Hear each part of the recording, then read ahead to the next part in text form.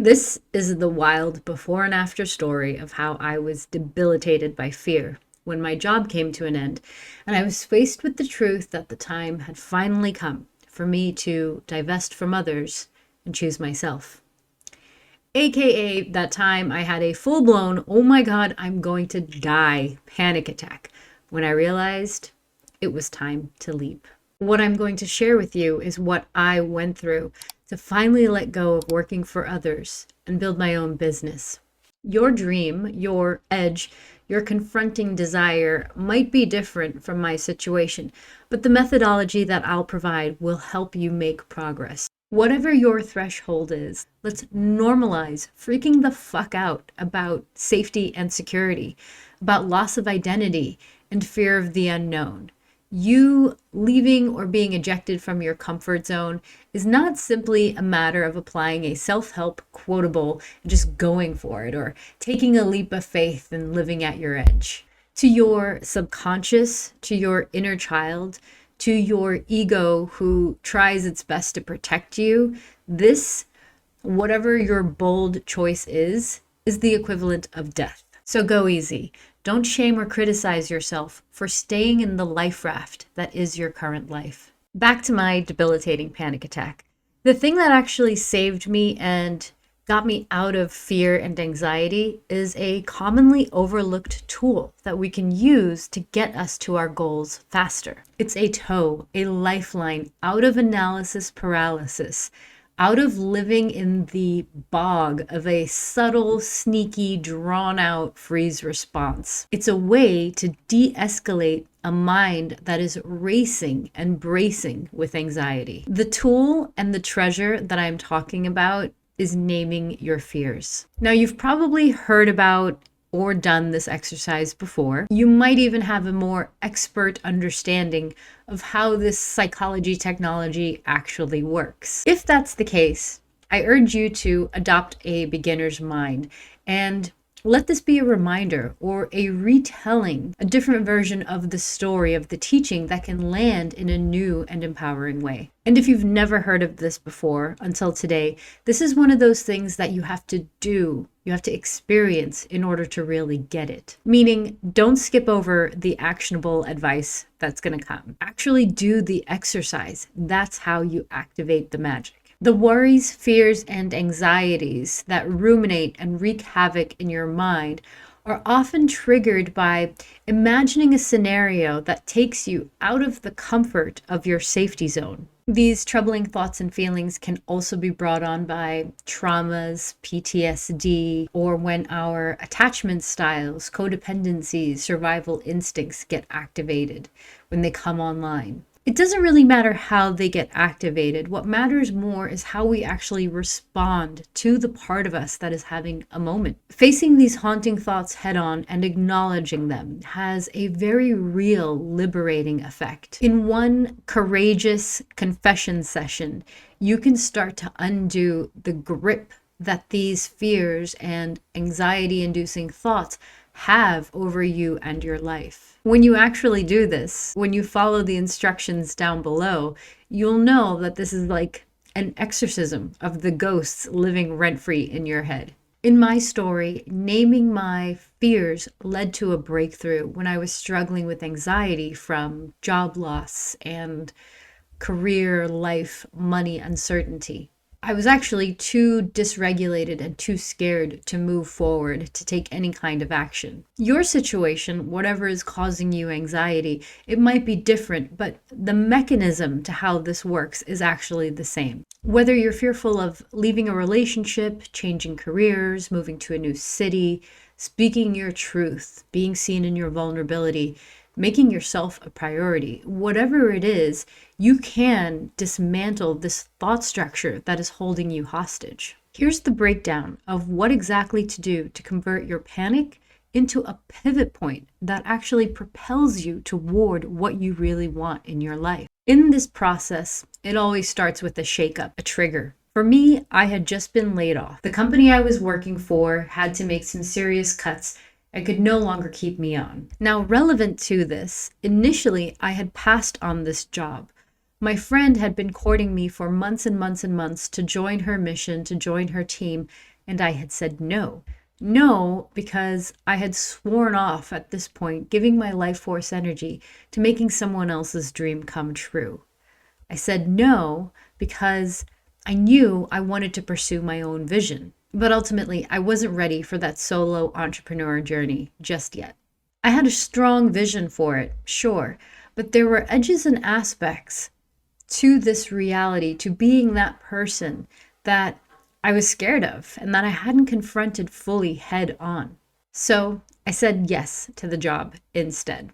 Important side note, let's not hate on the practical wisdom of supporting one's life financially while simultaneously cultivating, forging the skills and the courage that we need in the fire of our desire as we still move towards our vision. Back to my story. 3+ years into working for my friend's company, my faith and trust in my own path was now almost fully formed. I knew my personal brand was calling me, and I was summoning courage at the threshold of my leap. I had everything I needed within me. I was ready to go. And so the universe, in its grace, pushed me out of the proverbial nest by laying me off. When I got the news, my first reaction is I was angry about losing my income, which had come to be a placeholder for security and peace and freedom. The money was a comfort that entranced me, a spell that quieted the call to be the center of my own universe, to sovereignly rule over my own domain. When the job vanished, the fear of not having an income, of regressing back to being broke, the victim mentality that rushed in to fill the void, all of these voices started screaming, we're fucked without this money coming in. My ego's false sense of security was threatened. Excitement over a new beginning, a fresh start, none of that could be found. Instead of celebrating my new beginning, I was actually languishing in what was. I was gripping to the past out of fear of facing the future. It was clearly time to jump, but I was immobilized by fear and doubt. Feel into this and see if it resonates. Staying in the purgatory of non-action can feel like low-grade stress, analysis paralysis, frustration, and being trapped from the subconscious working overtime to keep us small and keep us safe. The disregard of your higher self's calling, your soul's desire, can manifest as an unshakable shadow of dissatisfaction, of anger, of bitterness, of disappointment. Yuck. And then one day when push comes to shove and the repression just bubbles over, you can find yourself in an existential crisis or a panic attack, like I did. I'm not saying abandon your life to pursue being a poet living in the south of France or forever be haunted. But I am saying start now by coming into relationship with the part of you that is yearning. Come into relationship with the part of you that is scared. Get to know them both, and in the understanding that grows, you'll find yourself slowly making progress in a way that's gentle and sustainable.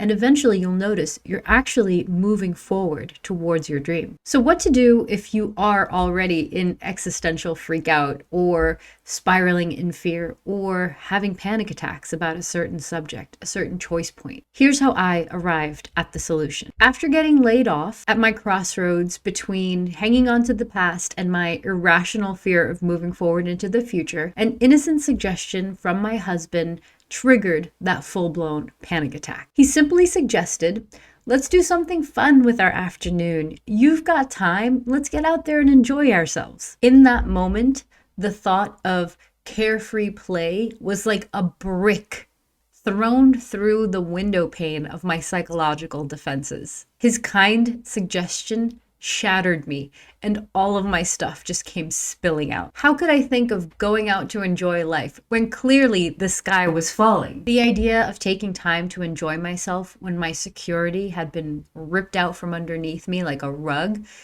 it whipped my fears into a frenzy, and I started shaking and crying right there after his suggestion. I started hyperventilating with anxiety. I couldn't think straight. My body was freaking out. My nervous system was derailing. I shouldn't take the afternoon off. I should be working, duh. I should be figuring out the disaster that is my life. I should be responsible and diligent. I should be salvaging a future instead of pissing off to have fun. This is how my unacknowledged desires and fears ruptured into my life like a not so dormant volcano of repressed thoughts and feelings. Has this ever happened to you where something small, simple, or innocent just sets off a complete unraveling because you've just been holding it in and not acknowledging it and kind of repressing it? Well, thankfully, in my escalation and full freak out, a part of me started to lead the way to grounding action. This part of my true self, this part of my soul, came to the rescue with calm leadership and knowing. Maybe you've experienced this kind of wisdom emerge in yourself in a moment of crisis. We went home, and trembling with very shallow breath, I was guided to sit on the floor, on a meditation pillow, surrounded by my large houseplants. I put my hand on my heart and started to breathe consciously, working to slow things down and come back into my body. The panic, the trigger, the hyperventilating, it was like a tornado that lifted all of my specific fears and anxieties into the air. Swirling around in my mind was a smattering of reasons why I couldn't feel safe, why I couldn't feel trust, why I couldn't feel in control. The tears came, and naturally, so did the naming of these fears. At first, the thoughts fell out of my mouth as the buildup of terrorizing ideas could no longer be contained. I shared with my husband the anxieties that were closest to me, top of mind, or more accurately, the ones that were sitting on my chest and pressing me from all sides. As I spoke and released, I started creating this sliver of space, of fresh air where clear thought could start to come in. And then life-saving instruction from my intuition. Let it all out. I grabbed my phone and let it pour, a purge into my notes app. As I typed out one worry after the other, I could literally feel the pressure starting to dissipate. I gave voice to all the worst case scenarios. I spoke my fears out loud and honored the wisdom in every single one of those sentiments. I felt compassion for these thoughts and feelings. They weren't true, but they also weren't wrong. They simply needed the light of my loving attention. They needed to be heard and respected. And then, like ghosts that were pacified, they were gone. Or at least stopped haunting me incessantly. Okay, so the gateway out of purgatory, out of being stuck in the non-action and paralyzed with fear. Here's the exact list that I wrote down that day, the exact list that I poured into my notes app. It's not edited to make me look less crazy, and it's not edited to make sense. This is actually what the cannon fodder of my mind looked like that day. Does it resonate with your push-pull for change, your caterpillar resisting the cocoon? Take a listen and let me know. Okay, here's my crazy list. Fear of not being able to thrive when all I have to depend on is me. Fear that me as a business alone is not enough. Fear that me as a business won't work, that I don't have what it takes to see it through and make it work. Fear of regressing into a broke bitch with money troubles. Fear of using all of my savings. Fear of the future. Fear of the overwhelm of starting my own business and sustaining it doing something new. Fear of putting myself out there once again. Fear of being judged as a coach, not qualified. Who do I think I am? I'm not even that successful. The void of the unknown, the crippling black hole of no answers. Fear of relying on myself to be successful, to make something of myself. Fear that no one will buy. Fear that I won't be any good at coaching. Fear of putting myself out there and making content. Fear that the content will be whack and people will see all of my vulnerabilities and insecurities. Fear that I'll be seen by people that I've actually been avoiding.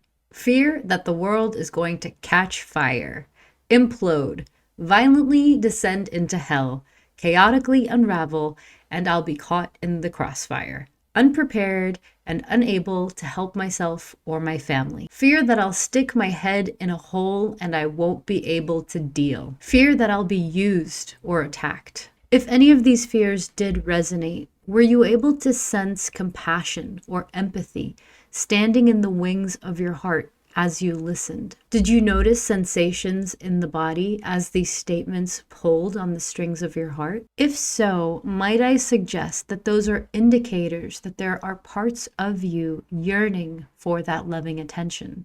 A little bit of kind acknowledgement can go such a long way. So what happened after that snot and tears purge session amongst the houseplants? The after portion of my story is that when I cleared my body and my mind of the chaos and the panic caused by rampant unacknowledged fears, I was able to move and take action. Just being with the part of me that was suffering that anxiety and hearing her fears allowed the death grip that was keeping me stuck to ease up and release. With the anxious thoughts now stored in the notes app of my phone, I felt free. A literal load had been lifted off of my shoulders. From there, I began to walk my path. I began to take action towards my vision, and I ultimately broke through to the other side of all of those fears. Sure, they might reemerge from time to time, but now I have the experience in my bones of knowing that I have sidestepped these paralyzing beliefs before. I know how to resuscitate myself